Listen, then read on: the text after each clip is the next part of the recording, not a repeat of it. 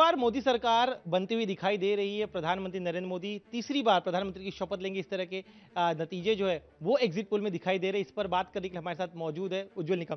Sir, फिर एक बार प्रधानमंत्री जो है नरेंद्र मोदी ही बनेंगे। जनता तीसरी बार उन्हें आशीर्वाद दे रही है। इस तरह की जानकारी जो है हमारे एग्जिट पोल से सामने आई। आपका क्या कहना है?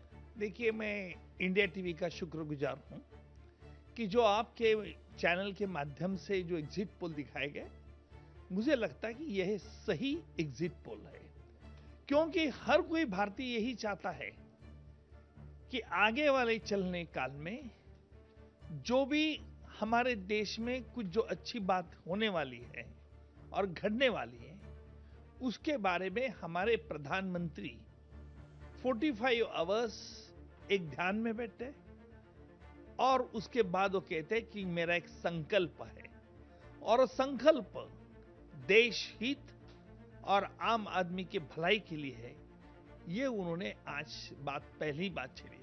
मैंने जब दुनिया के लीडर्स की हिस्ट्री पढ़ी तब मैंने देखा कि आज भर इलेक्शन के बाद कोई विश्व में ऐसा नेता नहीं हुआ कि जिस नेता ने सिर्फ देश और आम आदमी की भलाई के लिए चाहा है, और इलेक्शन के बाद 45 आवर्स कॉन्सेंट्रेट होना, ध्यान में मग्न रहना, और उस ध्यान में देश और आम आदमी की भलाई यह सोचना, ये मुझे लगता है कि ये बड़ी बात है।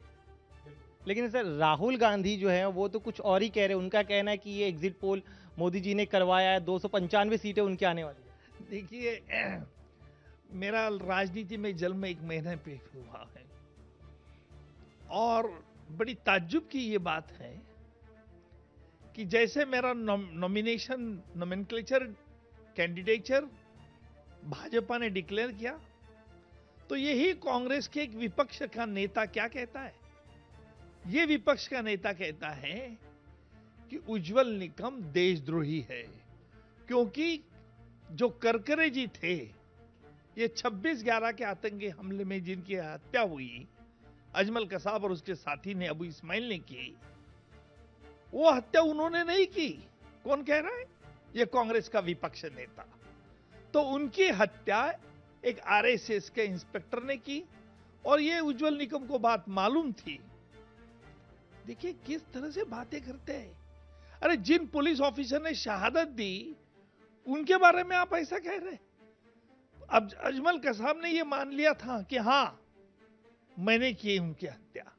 अजमल कसाब ने यह मान लिया था कि मैंने और अबू इस्माइल ने पुलिस ऑफिसर फायरिंग की, जिसमें 2 पुलिस ऑफिसर मर गए थे जो पुलिस जीप में बैठे थे। अजमल कसाब ने यह भी कहा कि हमारा मकसद क्या था बम्बई पे हमला का। पाकिस्तान ने एक्सेप्ट कर लिया। चश्मदीद गवाह थे, उनकी गवाही ली, और जिस बात को आज तक किसी ने नकारा नहीं, ये हमारे कांग्रेस के विपक्ष वाले नेता कहते हैं। फिर कांग्रेस वाले को ध्यान में आ गया कि अपनी तो गलती हो गई। फिर गलती होने के बाद कांग्रेस वाले ने कहा नहीं, वो हमारा महाराष्ट्र का विपक्ष नेता जो है उसका व्यक्तिगत मत है, हमसे उन्होंने पल्ला झाड़ लिया।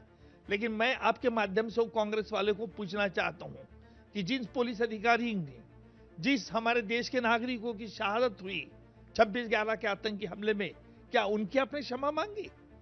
क्या आपने पूरी हमारी जनता से क्षमा मांगी कि हां, हमारे कांग्रेस वाले नेता ने गलती कर दी? वैसे ही आज इस एग्जिट पोल के कह रहे हैं राहुल जी कि आप ये बीजेपी का बनाव है। अरे राहुल जी, अभी तो सुधारो। मुझे लगता है बचपना अभी भी नहीं गया।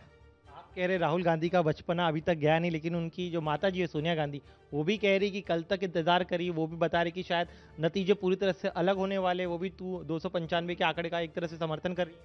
देखिए, डूबने वाले की मैयत पे लाखों लोग रोते हैं, लेकिन जब वो कहता है कि मैं डूबा नहीं, मुझे किसी ने डुबाया है, तो वैसे इनकी हालत हो गई। अभी ये तो उनको कहने दीजिए ना, कल ये सूर्य और ये जयरथ होने वाला। इसके अलावा क्या फैक्टर आपको लगते हैं जो आप लोग के फेवर में गए? इस पूरे चुनाव प्रचार में हम देख रहे हैं लगातार प्रधानमंत्री कई रैलियां करते थे, पूरे देश भर में घूम रहे थे। कौन से फैक्टर है जो इस पूरे चुनाव का नतीजा जिन्होंने तय किया? देखिए, मैंने मोदी जी के कई लेक्चर्स सुने हैं, और आज ये मैं जब राजनीति में आने का निश्चय किया, तब मैंने आज आपको तो मालूम है कि मैं हमेशा तो आतंकवादियों के खिलाफ ही लड़ता था, हमेशा मैंने मुलजिमों के खिलाफ लड़ा है। मैं देश की सुरक्षता और देश की अखंडता और देश के बारे में जो प्रेस्टीज है, जो बढ़ा है, ये मोदी सरकार ने बढ़ाया है। प्रधानमंत्री मोदी जी, हमारे गृह मंत्री अमित जी, और वैसे हमारे महाराष्ट्र के देवेंद्र जी, इन्होंने आज देश के लिए, मैंने डेविड हेडली की गवाही ली थी, और इसकी वजह यही थी कि पाकिस्तान को दिखाना था कि किस तरह से आतंकी हमला में पाकिस्तान की आईएसआई का भी सहभाग था। आज पूरे देश में एक एक गूंज उठ रही है। मेरे 6 साल के पोते ने मुझे पूछा, वो भी रैली में आया था, उसने मुझे, पापा कहता है, उसने मुझे पूछा अरिंजे ने कि पापा ये सब लोग मोदी मोदी नाम से क्यों चिल्लाते बोले। मतलब देखो बेटा, ये हमारे प्रधानमंत्री हैं, आज उनके देखो उनकी उम्र कितनी है, इस उम्र में भी देश के लिए जो सोचने वाला ऐसा एक ही लीडर विश्व में, और वो है नरेंद्र मोदी जी। सर एक आखिरी सवाल, मुंबई से क्या उम्मीद करें? 6 का 6 सीटें मुंबई हमेशा से जीतती रही है। कल के लिए आपको ढेर शुभकामनाएं। कल की आपकी दिनचर्या क्या रहेगी, ये भी बताते जाइए। कुछ नहीं यार, आज भी दिनचर्या, आप यहाँ जब बैठे हैं, मैं आज पीपल एजुकेशन सोसाइटी के मीटिंग में अभी हाजिर था, जो डॉक्टर बाबा साहब आम्बेडकर ने शिक्षण के लिए स्थापित किया था। रामदास जी आठवले हमारे चेयरमैन थे, हमने मीटिंग में कई ऐसे फैसले लिए हैं।